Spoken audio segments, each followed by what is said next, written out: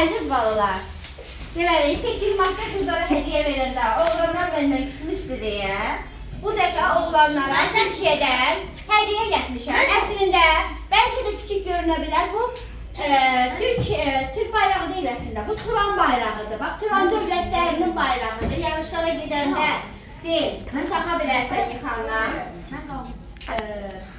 İndi başlayıram bir-bir. Buyur əziz balam. Bu sənin. Özün vurarsan. Şuraya bax. Gel buraya senin. Buradan da canım oğlum. Ben değilim. Sen sağ ol benim balam.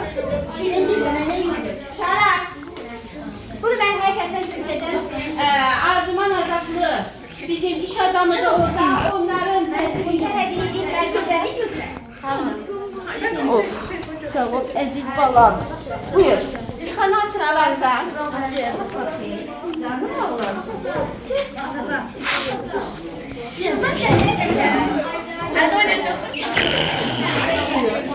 Açık bir kanal bırakın.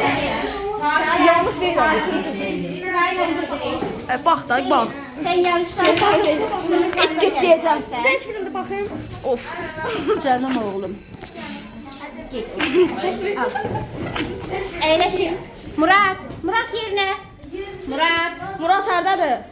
Murat sırayla gel. Benim terlerim var. Ya baba yanlış değil abi.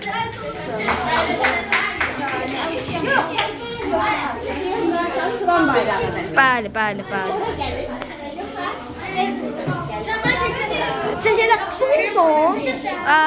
Eşəcəkdən. Allah haqqı. Pisiyo. Oğlanlara aittir. Kızlar İncirli'de yəqin. Bir de buraya gələndə qızlarım. İyun ayında gələndə sizi könlünüzü alacağım. Canım.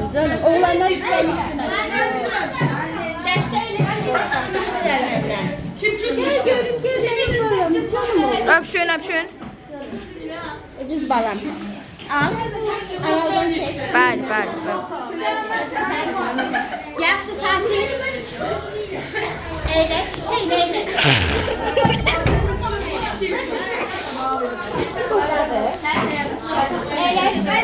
Oğul, çəkəcəkdən sən. Ürəyim sən mənim ürəyim. Diyan da. Diyan. Bilmirəm bunu niyə Diyan da dön. Ay, pətək kroku ilə gətiriblər. Yerimize keçin Aydeniz. Ay ben, sen burada ne işin var? Oy. Kurtardı. Yok kurtarmadı. Çekilmiyor.